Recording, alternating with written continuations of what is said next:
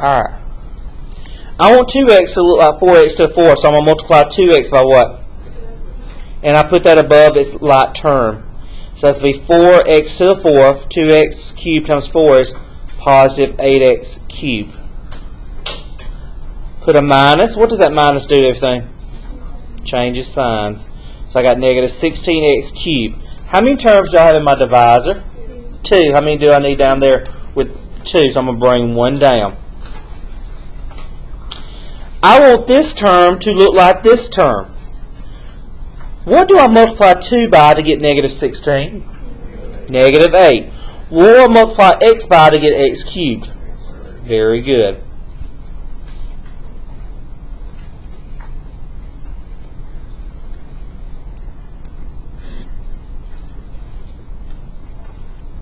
These cancel. I'm left with 44x squared. I'm going to bring 1 down.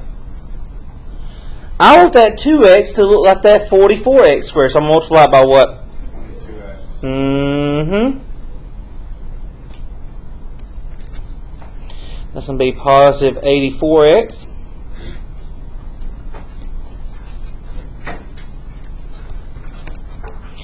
And what's this going to give me right here? What's negative 6 and negative 84? Does it? 88. I'm sorry. Yep. That's going to give me negative 94.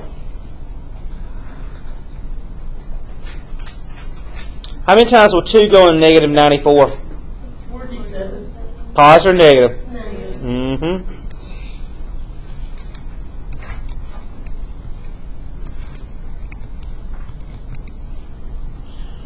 Minus 188.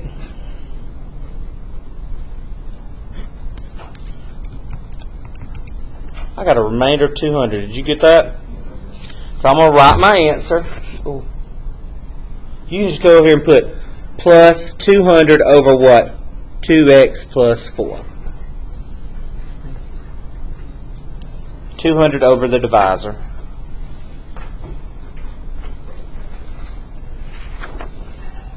Is number 8 a long one? It looks long, but once you start working, was it a long one? Oh, that's a pretty one, isn't it? All right, here we go. Is it missing any powers on number 8? All right, so here we go. Whew. What type of function is the dividend? What's the name of that? It's got a quartic. It's quartic. We got to know the name. Okay, what is this? Quadratic. A quartic divided by a quadratic.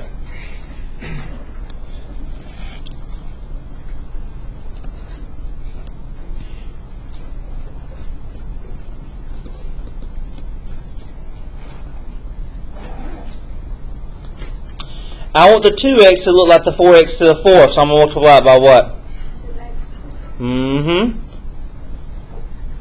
2x squared times x is a positive 2x cubed. 2x squared minus 12 is minus 24x squared.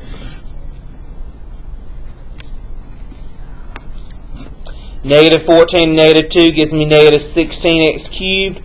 Negative 14 plus 24 is a positive 10x squared. How many terms do I have in my divisor? I need 3 down here, so I'm going to bring 1 down. I want 2 to look like negative 16, so I'm going to multiply it by what? Negative 8, what? X, because x times x squared is going to give me that 8 cubed.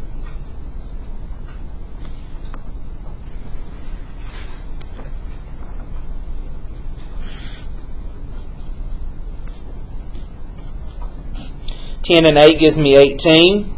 110 and 96. 14.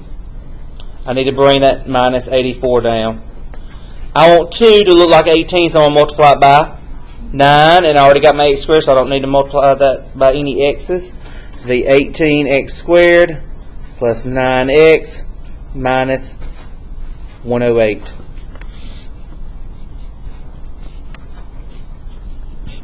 14 and negative 9 gives me 5x.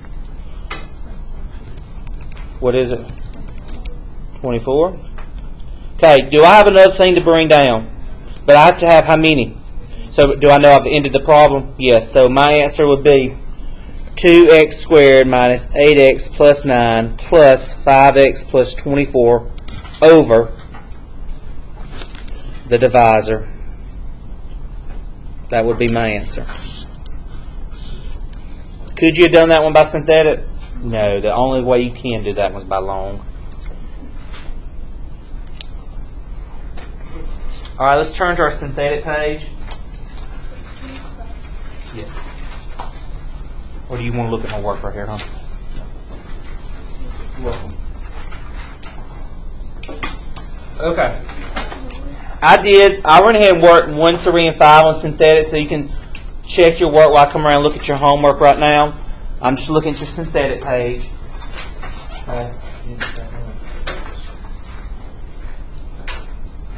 So be looking at those problems. Make sure you agree with them.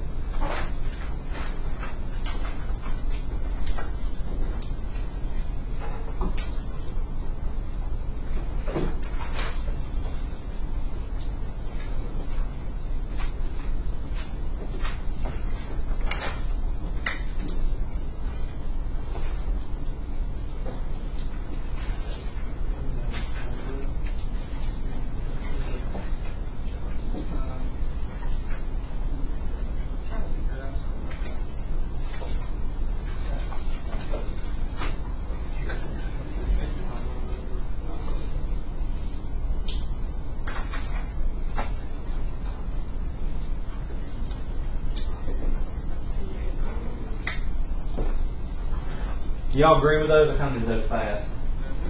I agree. Would it be okay if I put like plus negative 6? Yeah, that's fine. As long as you put plus negative 6 or something.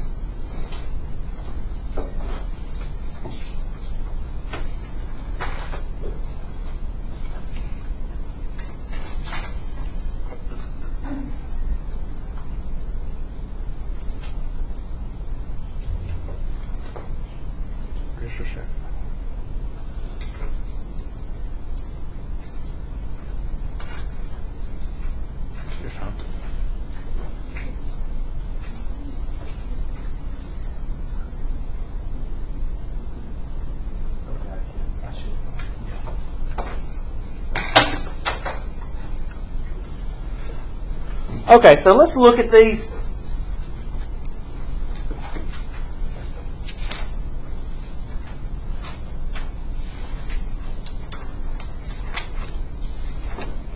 We understand why we can use synthetic on these because it's a binomial, 2 terms. The first is a variable with an understood 1 in front of it. That's why you can use synthetic on there. Are there any questions on those 3 from homework? All right, let's look at number 7. I'm going to do this one with you.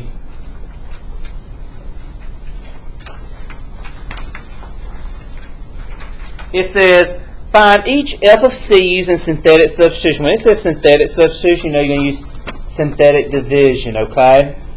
We talked about the difference between direct substitution and synthetic substitution. Direct substitution, if I said f of 2, that means you directly input it, don't you?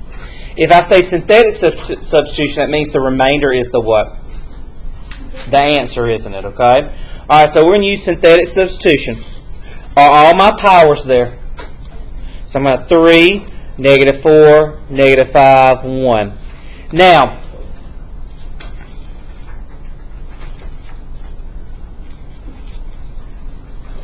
if it's presented in this form, synthetic division, do you put what the opposite of what you see? I see negative 3, so I'll put a what down here? Positive 3. But if they give you in this form, do you change it? No, you're going to put that 2 there. I'm bringing the 3 down. 2 times 3 is negative 4 and 6 is 2 times 2 is negative 5 and 4 is 2 times negative 1 is. So my answer is. So I would write that f of 2 equals what? Very good. Are there any questions on those problems? All right, Derek, will you read our new learning target for the day? Now, you're going to practice this again tonight. This is part of your homework is practicing this again, and only 2 problems that's dealing with what we're going to do today, okay? Because we're going to spend tomorrow on this as well, what we're going to do. Derek, will you read our learning target? I can solve polynomial equations. I can solve polynomial equations. You've already worked with some polynomial equations this year. Would you consider a quadratic equation a polynomial equation? Yes. Yeah, because doesn't quadratic belong to polynomial? And what do you know about a quadratic equation? It has to be set equal to what? That's for all polynomials. It doesn't matter if it's cubic, quartic, quintic, to the 6th, to the 7th. It has to be set equal to 0. If it's dealing with the exponent, the polynomial family has to be set equal to 0. Because the answers to polynomial equation are the zeros of the problem. They are the x-intercepts. That's why you set it equal to 0, because those are the solutions to those equations. Does that make sense? Okay. So today we're going to look at a lot of different. We're going to look at quadratic. We're going to look at cubic and quartic. Okay. So I'm on page 17. The first 4 are very easy and should be reviewed. 5 and 6 is what we're going to take our time on today. Alright, so it says, remember, you can only factor until the equation is equal to what? 0. Number 1. You can look at that. What is that example of? Difference of. So you got x plus 3, x minus 3. So I got x is equal to negative 3, x equals to 3. Could you also put x equals plus or minus? You can put plus or minus 3, yes. That's fine.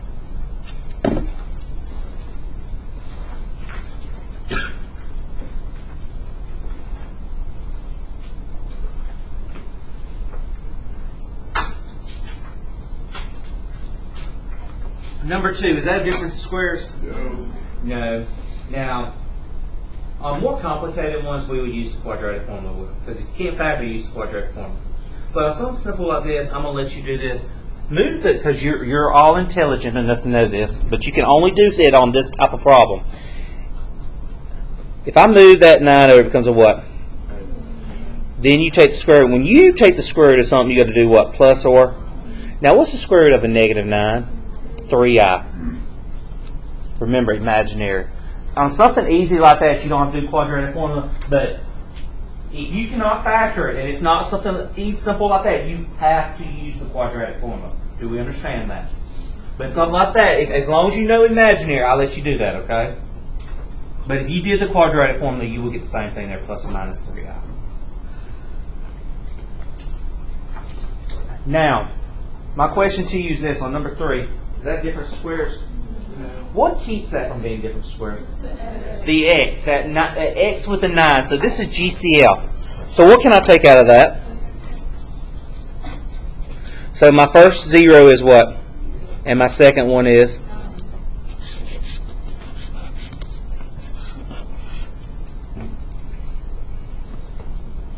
Now remember, your highest degree tells you the maximum number of possible answers you can have. How many answers do I have here? It doesn't mean that you always have 2, but that's the maximum. How many do I have here? 2. I have the positive 3i and the negative 3i. How many do I have here? How many is the maximum number I can have here? 4. And what type is this? Quartic. These 3 were what? Quadratic. Alright, so what do you think you would do with that?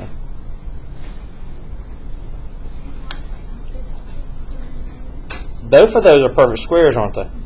So you could write it as difference of squares, x squared plus 2, x squared minus 2.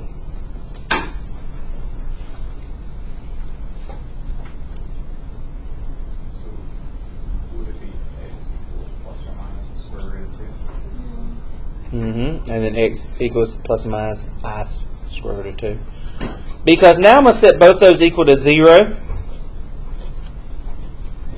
And because they're in that simple format, just like number 2, would I let you do, you don't have to do the quadratic on that. Yes, James? Isn't x squared minus 2 different squares?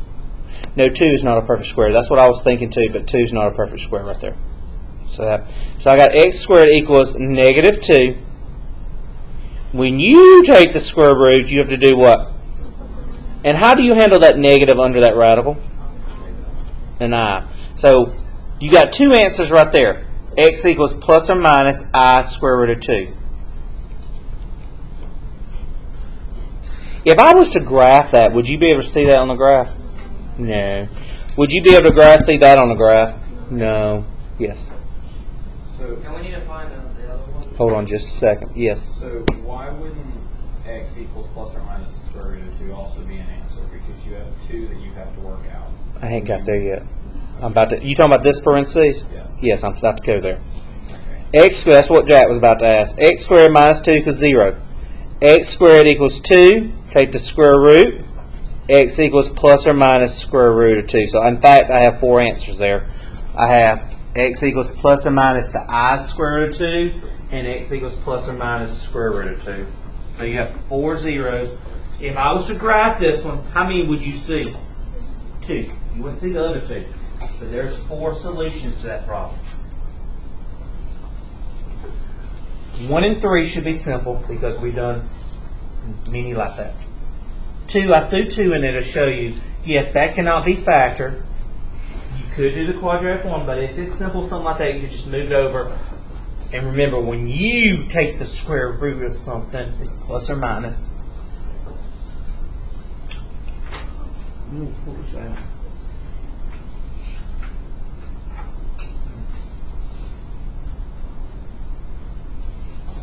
Here, difference of squares, x to the 4th minus 4.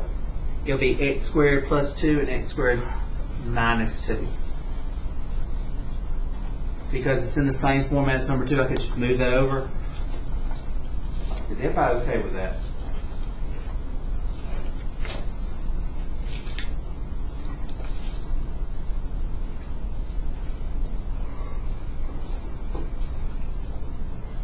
Five and 6, we're about to take our time on. Do you remember sum and difference of cubes last year? Those were probably the hardest type of factor you did last year. Do you notice that both of these are cubes? Okay. So I just want you to watch up here. And these are our last 2 we're going to do today. We're going to go slowly and let these marinate. Alright. First of all, cube, does it have to be set equal to 0? Yes. So I got 8x cubed minus 27 equals 0. You got to recognize your perfect cubes. What is 1 cubed? 2 cubed. 3 cubed.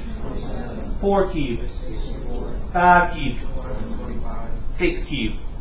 216. Pretty much if you know 0 to 6, you're pretty good, okay? I'm not going to go above 6, but you need to be able to recognize those numbers. 1 cubed is?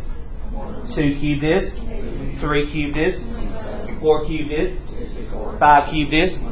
6 cubed is? That's why you had those quizzes in Algebra 2, okay? Now, just like difference of squares, you have to recognize those, don't you? Is 8 a perfect cube? Is x cubed a perfect cube? Is 27 a perfect cube? Everything in there is a perfect cube. Now, unlike difference, you can only have difference of squares. You can't have a sum of squares, can you? It's only difference of squares. But in cubes, you can have sum and difference, okay? So, when you have this, guys, when you're doing a cube, your answer, part of your problem is going to be a binomial and a trinomial. So I go and write me a small parentheses and a big parentheses. It's going to be a binomial and a trinomial. And what you do, guys, you take the cube root of the first term. What's the cube root of 8x cubed? 2x. What's the cube root of 27? 3. I took the cube root of this first term. It goes in this first. Cube root of that. Don't worry about the signs yet. We're going to come back and do that in a minute. Now, how do I get my trinomial? You square the first term. What's 2x squared? Multiply the 2 terms to get, what's 3 times 2x? And what do you do with the last one? You square it. So, you take the cube root of both of these in that first parentheses, square the first term, multiply the 2 together, get that middle term, and square the last term. And this acronym is what I use. SOAP. Did y'all hear that last year? SOAP. SOAP tells you about your signs. S stands for same sign as the original. O, opposite. What's opposite of minus? Plus. AP, always positive. Same, opposite, always positive. And then you just set both those equal to 0 and solve. So 2x minus 3 equals 0. X equals 3 halves.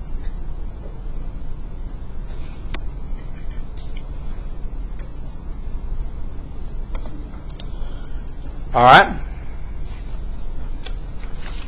This is quadratic. I'm going to try to factor it. It's got to multiply to give me 36, add to give me 6. Does anything do that?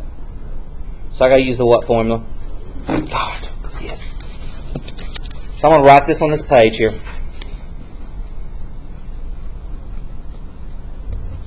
I'm going to use the quadratic formula. Opposite of b is negative 6 plus or minus b squared minus 4 times a times c all over 2 times a.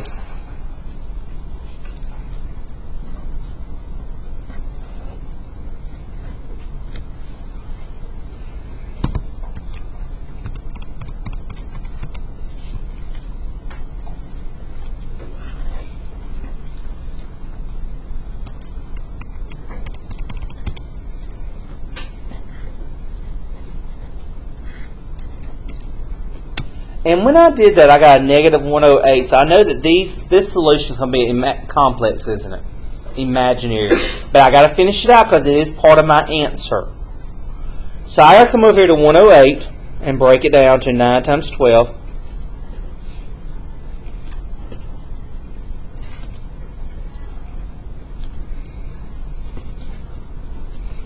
Group of 3 and a group of 2. So that's going to be negative 6 plus or minus 6i square root of 3 over 8.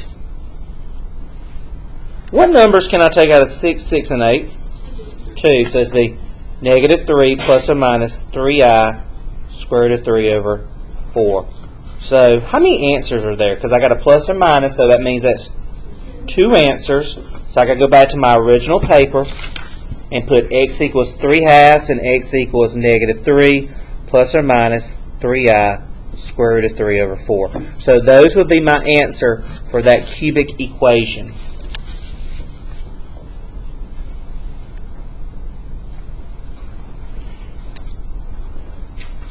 So on a cubic, you take the cube root of both of them. That goes in that binomial.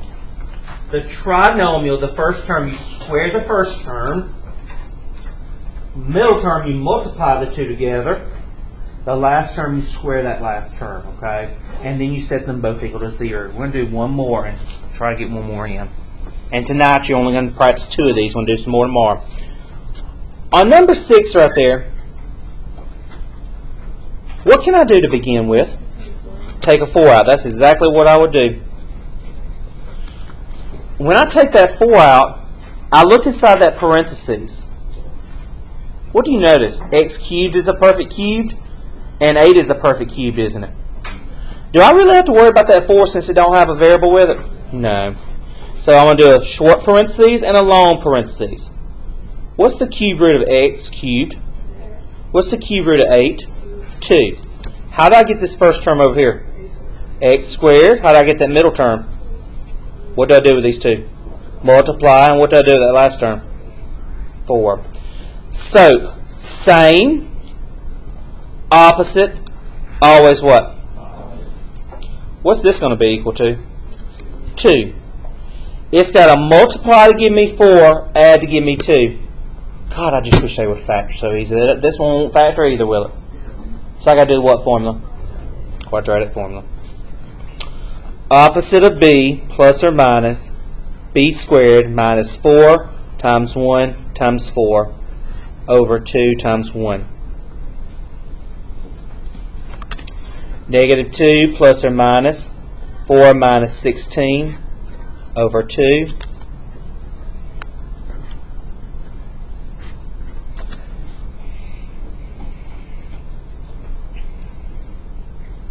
Get a negative 12 once again. That means it's going to be imaginary. Will I see these when I graph it?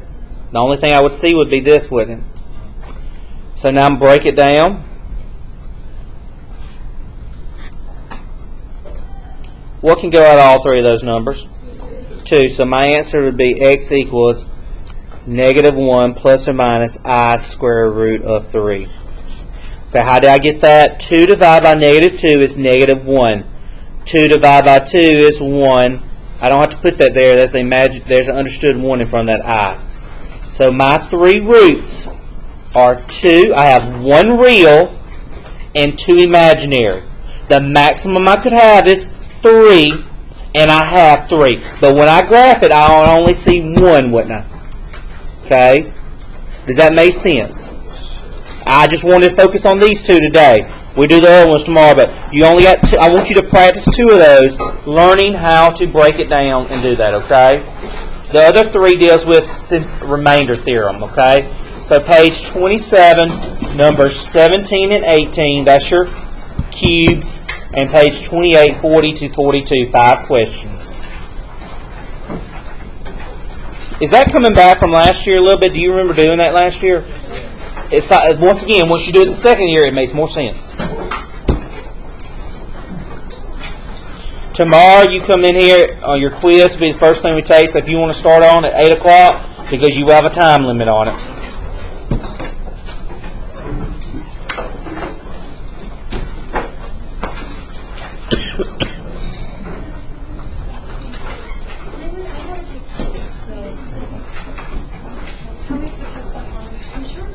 But just know, if you can't factor it easy and pretty, you have to do the what formula? Quadratic, okay? But just try these 2. I only gave you 2 because I just want you to try them, okay?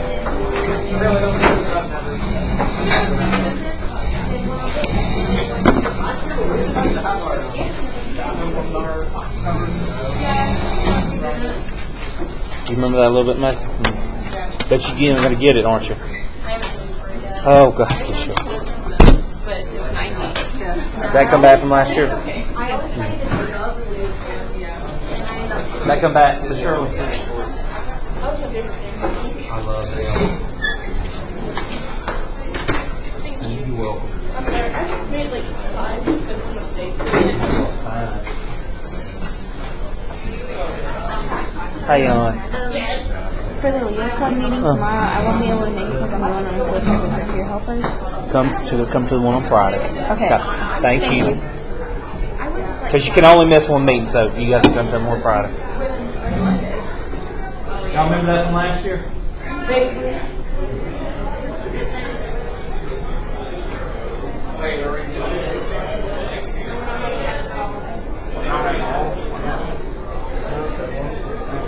Bye, y'all. Have a good day, okay?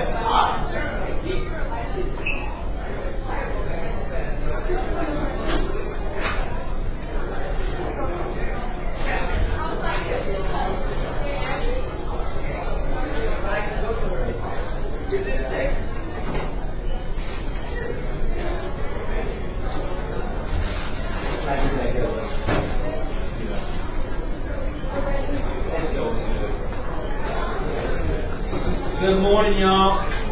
How's everything going?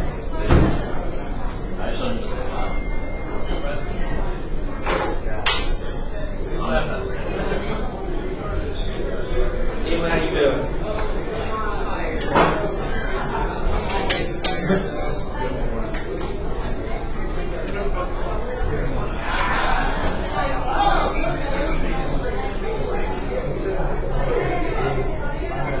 We need to sit down here and get to do this.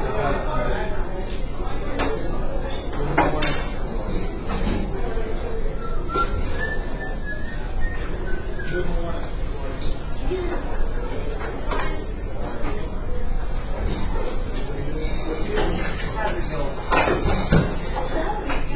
We doing key, some and key.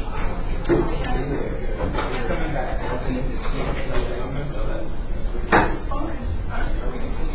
Trying to get that last yesterday.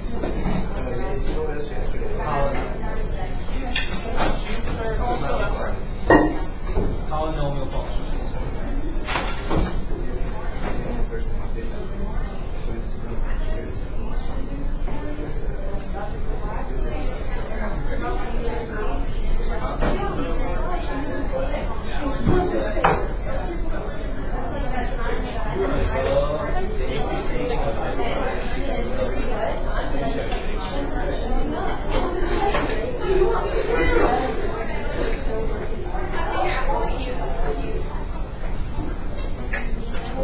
Chase, I heard you got first. I created a couple things. Everything. Nice. And then we can take it to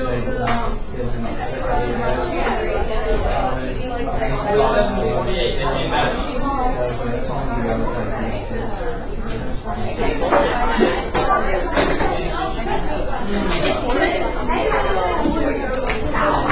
said 16.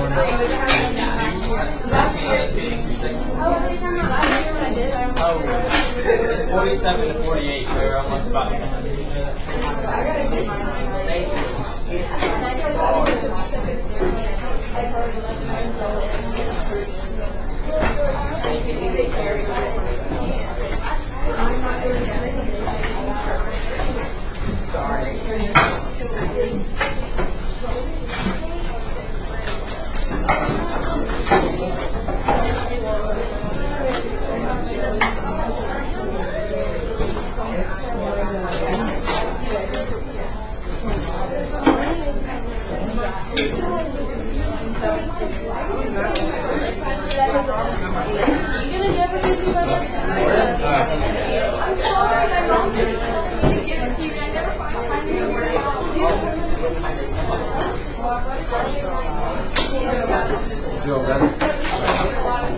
No, were you going to fight night yesterday?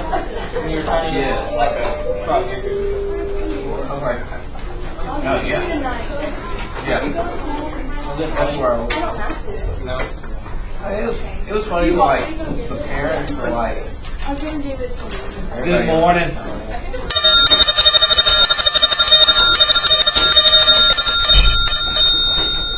Good morning. I need you to be doing number 16 through 18 in your workshop, please. 16 through 18.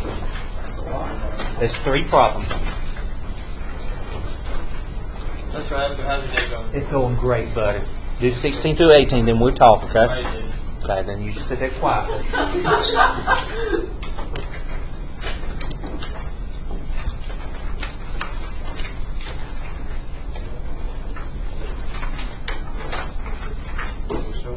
Then you go ahead and do 19 through 21, guys. 18 through 20. 16 through 18. I'll do 18.